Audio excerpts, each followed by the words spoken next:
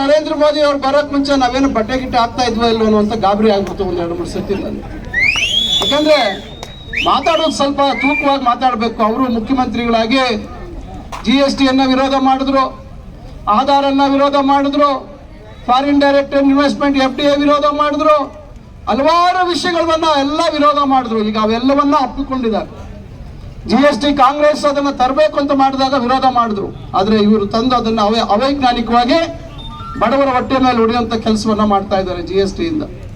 ಈ ರೀತಿ ಒಂದು ಭದ್ರವಾದ ಬುನಾದಿಯನ್ನ ಕಾಂಗ್ರೆಸ್ ಪಕ್ಷ ಈ ದೇಶಕ್ಕೆ ಹಾಕೊಟ್ಟಿರ್ತಕ್ಕಂಥದ್ದು ಚರಿತ್ರೆ ಇದೆ. ಇವತ್ತು ನಮ್ಮ ಮುಂದೆ ಯಾವ ರೀತಿ ಹಂತವಾಗಿ ದೇಶವನ್ನ ಕಟ್ಟತಕ್ಕಂಥ ಕೆಲಸವನ್ನ ನಮ್ಮ ಕಾಂಗ್ರೆಸ್ ಪಕ್ಷ ಮಾಡಿದೆ ಅಂತಕ್ಕಂಥದ್ದು. ಇವತ್ತು ದೊಡ್ಡ ದೊಡ್ಡ ಇಲ್ಲಿ ಕಟ್ಟಡಗಳನ್ನ ನಾವು ನೋಡ್ತೀವಿ. ಯಾವುದು ಕಟ್ಟಡ ಒಂದು ಭದ್ರವಾದ ಬುನಾದಿ ಇಲ್ಲದೆ ಇರೋ ಯಾವುದು ಕಟ್ಟಡ ಕಟ್ಟಲಿಕ್ಕೆ ಸಾಧ್ಯ ಇಲ್ಲ. ಇವತ್ತು ನಮ್ಮ ದೇಶಕ್ಕೆ ಭದ್ರವಾದ ಬುನಾದಿ ಹಾಕಿರೋ ಕಾರಣದಿಂದ ಇವತ್ತು ನಾವು ಅದು ಮಾಡಿದ್ವಿ ಇದು ಮಾಡಿದ್ವಿ ಅಂತ ನೀವು ಹೇಳಲಿಕ್ಕೆ ಸಾಧ್ಯ ಆಗ್ತಿದೆ ವಿನಾ ಬುನಾದಿ ಇಲ್ದಿರ ನೀವು ಯಾವುದು ಕಟ್ಟಡ ಕಟ್ಟಲಿಕ್ಕೆ ಸಾಧ್ಯ ಇಲ್ಲ. ಇದನ್ನ ಅರ್ಥ ಮಾಡ್ಕೋಬೇಕಾಗತ್ತೆ ಭಾರತೀಯ ಜನತಾ ಪಕ್ಷದ ಸ್ನೇಹಿತರು. ಬಂಧುಗಳೇ, ನಾನು ಹೇಳುವಂಥದ್ದು ಇಷ್ಟೇ, ಈ ದೇಶ ಸ್ವಾತಂತ್ರ್ಯ ಸಿಕ್ಕಿರ್ತಕ್ಕಂಥದ್ದು ಜಾತ್ಯತೀತ ನೆಲೆ ಅಡಿಯಲ್ಲಿ. ಮಹಾತ್ಮ ಗಾಂಧಿ ಅವರು ಏನು ಅಖಂಡ ಭಾರತ ವಿಭಜನೆ ಆಯ್ತು, ಪಾಕಿಸ್ತಾನ ಆಯ್ತು, ಬಾಂಗ್ಲಾದೇಶ ಆಯ್ತು, ಇವೆಲ್ಲ ಆಗುವಂತ ಸಂದರ್ಭದಲ್ಲಿ ಬಾಂಗ್ಲಾದೇಶ ನಂತರದಲ್ಲಿ ಆಯ್ತು. ಆದ್ರೆ ಪಾಕಿಸ್ತಾನ ಎಲ್ಲ ಆದಂತ ಸಂದರ್ಭದಲ್ಲಿ ಎಷ್ಟು ನೋವು ತಿಂದ್ರು ಅಂತಕ್ಕಂಥದ್ದು ತಮಗೆ ಗೊತ್ತಿದೆ. ಅವತ್ತೇ ತೀರ್ಮಾನ ಮಾಡಿದ್ರು, ಇದು ಹಿಂದೂಗಳು, ಮುಸಲ್ಮಾನರು, ಬೌದ್ಧರು, ಜೈನರು, ಸಿಖ್ಖರು ಇವರೆಲ್ಲರೂ ಸೇರಿ ಈ ದೇಶ ಇರಬೇಕು ಅಂತಕ್ಕಂಥದ್ದನ್ನ ತೀರ್ಮಾನ ಮಾಡಿ ಜಾತ್ಯತೀತ ನೆಲೆಗಟ್ಟಿನ ಮೇಲೆ ಇವರೆಲ್ಲರೂ ಸ್ವಾತಂತ್ರ್ಯಕ್ಕಾಗಿ ನಮ್ಮ ಜೊತೆ ಹೋರಾಟ ಮಾಡಿದ್ದಾರೆ. ಅಹಿಂಸಾ ಮಾರ್ಗದಲ್ಲಿ ಇವರೆಲ್ಲ ಪಾಲ್ಗೊಂಡಿದ್ದಾರೆ ಅಂತಕ್ಕಂಥದ್ದನ್ನ ಗಮನದಲ್ಲಿ ಇಟ್ಕೊಂಡು ಇದು ಜಾತ್ಯತೀತ ರಾಷ್ಟ್ರ ಅಂತಕ್ಕಂಥದ್ದು. ಆದ್ರೆ ಈಗ ಯಾವುದೇ ರೀತಿ ಸ್ವಾತಂತ್ರ್ಯದ ಹೋರಾಟ ಸಂಗ್ರಾಮದಲ್ಲಿ ಸಕ್ರಿಯವಾಗಿ ಪಾಲ್ಗೊಳ್ಳದೆ ಇರ್ತಕ್ಕಂಥವ್ರು ಇವತ್ತು ಈ ದೇಶವನ್ನ ಜಾತಿಯ ಹೆಸರಲ್ಲಿ ವಿಭಜನೆ ಮಾಡ್ತಕ್ಕಂಥ ಕೆಲಸ ಮಾಡ್ತಾ ಇದ್ರು. ಜನರಲ್ಲಿ ಇಲ್ಲದೆ ಇರ್ತಕ್ಕಂಥ ಭಾವನೆಗಳನ್ನ ಕೆದಕ್ತಕ್ಕಂಥ ಕೆಲಸವನ್ನ ಮಾಡ್ತಾ ಇದೆ. ಮಂತ್ರಿಗಳ ಹೆಸರಲ್ಲಿ ಇವತ್ತು ಜನರಲ್ಲಿ ಭೇದ ಭಾವಗಳನ್ನ ಸೃಷ್ಟಿ ಮಾಡುವಂತ ಕೆಲಸ ಮಾಡ್ತಾ ಇದೆ. ನಾನಿಲ್ಲಿ ತಮಗೆ ಹೇಳಲಿಕ್ಕೆ ಬಯಸ್ತೇನೆ, ಇಲ್ಲಿ ಬಹಳಷ್ಟು ಜನ ಮಹಿಳೆಯರಿದ್ದೀರಾ. ಅಮ್ಮ, ಅಕ್ಕ, ಇವಳು మీరందరూ బస్సులో బారాడుతూ ఉండారా లేదా? ఫ్రీగా యాడాది దేవస్థానాలకు పోయింట్రా లేదా?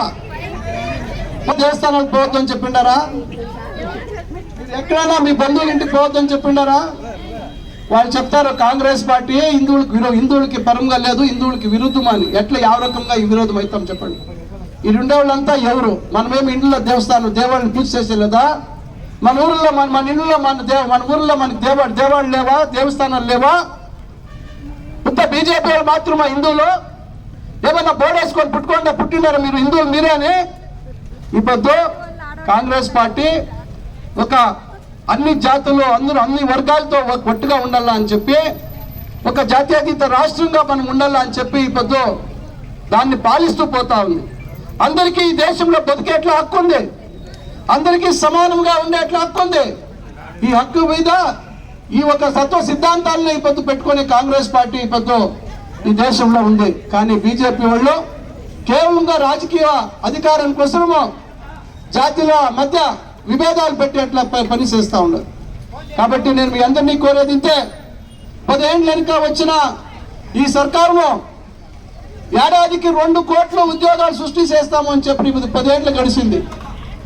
20 కోట్ల ఉద్యోగాలు సృష్టి కావాల్సి ఉండే వాళ్ళే లెక్క ఇయ్యాల 20 లక్షలు కూడా ఉద్యోగాలు ఇచ్చే కాలే వాళ్ళ చేతిలో.